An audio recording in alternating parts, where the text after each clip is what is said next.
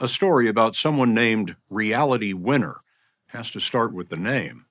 Her father, playing on the family name, explained he wanted a real winner, and so Reality. Maybe that still doesn't make sense, but it is the least baffling fact in this story. Reality Winner became an infamous name in 2017 when she was accused of espionage. She was hit with the longest sentence ever imposed on a civilian for leaking classified information to the media. Now released, she spoke with us. Did Reality Winner do exceptionally grave damage, as the prosecutor said? Or did she reveal a truth that defended America? It's complicated, like the young woman with the unforgettable name. The story will continue in a moment. I am not a traitor. I am not a spy. I am somebody who only acted out of love for what this country stands for. Nobody ever really appreciated. We met 30-year-old Reality Winner at home in Texas after 4 years behind bars. Espionage seems surprising for a woman who joined the Air Force at 19 and won the Air Force Commendation Medal in 2016 for, quote, 600 enemies killed in action. She did that as a linguist in a combat unit fighting secret missions. How many languages do you speak? Farsi, Dari, and Pashto. These are the languages of Afghanistan and Iran. Yes. But her duty station was 7,000 miles away from those countries at Fort Meade, Maryland. Why are you at Fort Meade? Am I allowed to say that? Nope. Okay. That's the voice of her lawyer who helped her steer clear of secrets in our interview.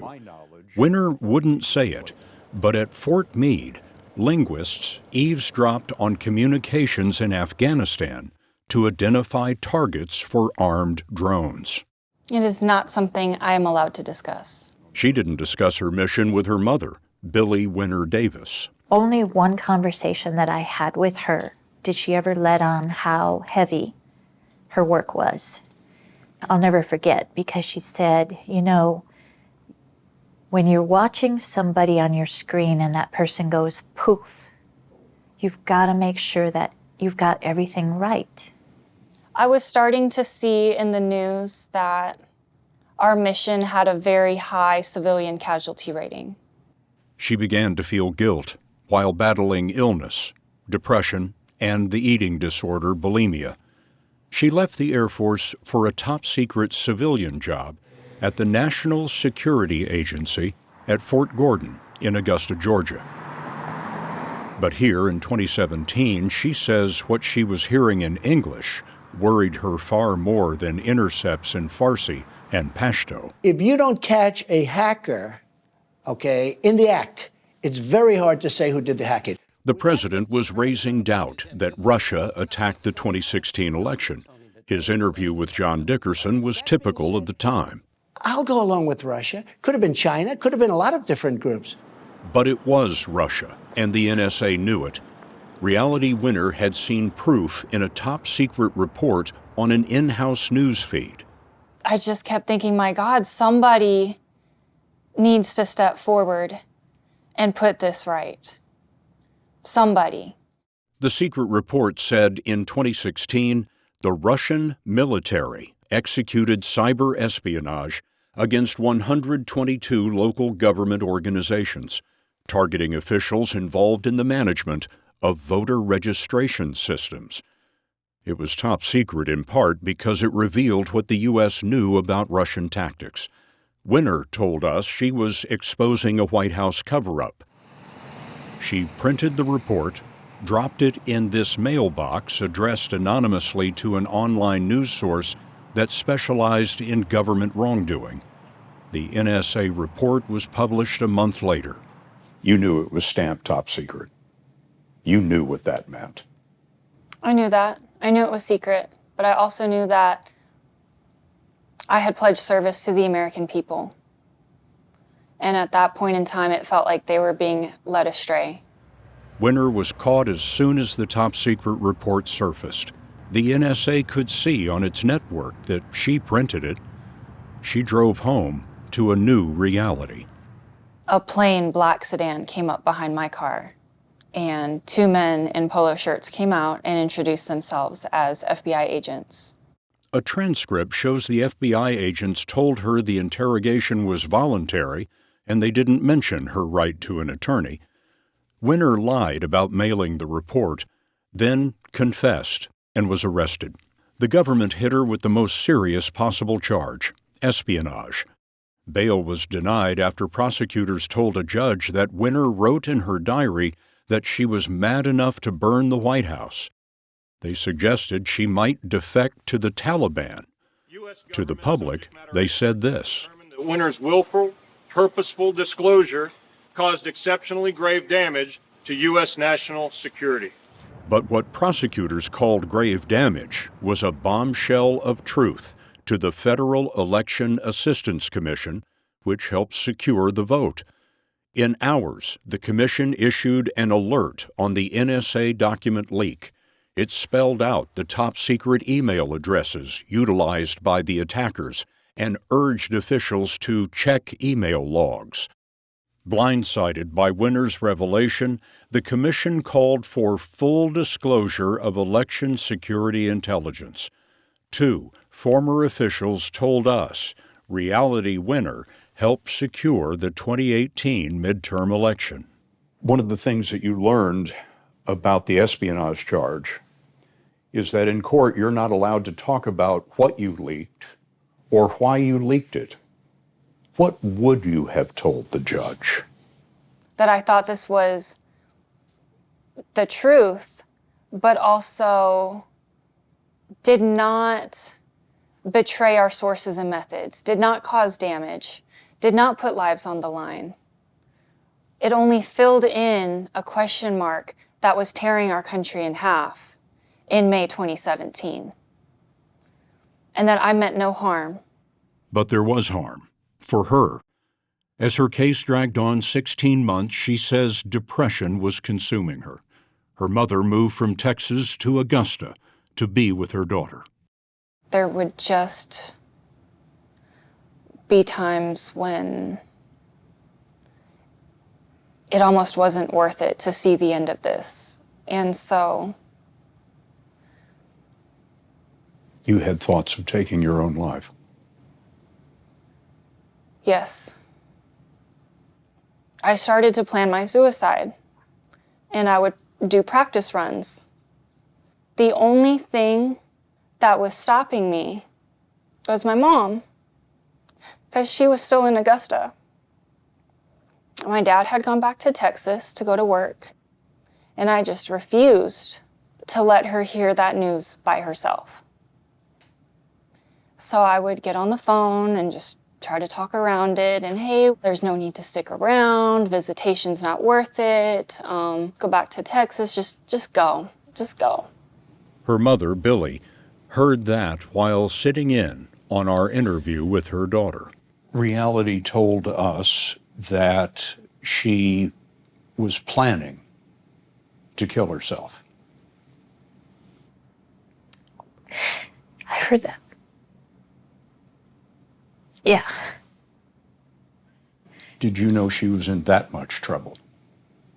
I mean, there were some very dark days, but then they would be followed by a better day. I just knew when I was there in Georgia, I couldn't leave. I couldn't leave her. In 2018, at the age of 26, Winner pleaded guilty.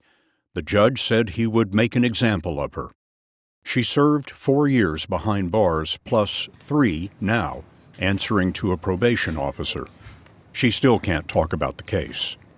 I've had 4 years of just trying to say I'm not a terrorist.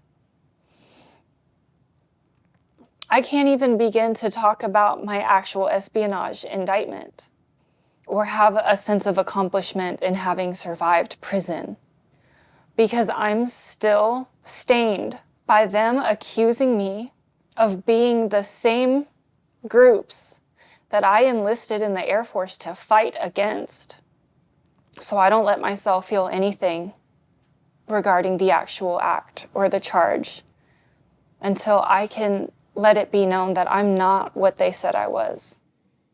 She served her sentence during prison lockdowns for COVID and the unrest after the police murder of George Floyd. In a cell with 2 companions, depression and bulimia, she became self-destructive. You know, every time that I had to give in to my illness, I put it on my body. I cut myself everywhere. I couldn't leave my cell. I couldn't work out. And all I could do was ask why and ask why. And a chaplain walked by. And I asked him why they were doing this to us. And that same chaplain that I had seen for 2 years looked me in my face and said, "Nobody gives a about y'all in here." I started getting high that day. Everyone knows there's drugs in prison. I was reduced to binging and purging, getting high every day, and cutting myself. Have you been able to get clean? I have. I just am ashamed to say how hard it is. It's worth noting how inconsistent the government is in these cases. In 2008, Greg Bergerson, a Pentagon employee, was convicted of selling secrets to the Chinese. That's him, in FBI surveillance, getting his pockets stuffed with cash. His sentence was 6 months shorter than reality winners. In 2012, former Army General and CIA Director David Petraeus gave notebooks of top-secret information to an author who was his mistress. He was charged with misdemeanor mishandling of classified information and never spent a minute in jail. Was it worth it? I try so hard not to frame things as being worth it or not worth it. What I know is that I'm home with my parents, and we take our lives every day moving forward as being richer in knowing what to be grateful for. It's okay, you're here. You're here. You do. Grateful for the moment of her prison release. We said this story is complicated. On the one hand, individuals can't be deciding what to declassify. On the other, some things are classified to conceal wrongdoing. Torture in the War on Terror, for example. In a home in Texas, one mother has simplified the story her way, with a portrait of a veteran and a display of a commendation for meritorious service to her country. What reality did was not espionage. What reality did was patriotism. She actually stood up and worked for the American people to give us the truth about an attack on our vote, an attack on our democracy, an attack on our country. You know, and I'm very proud of her for that.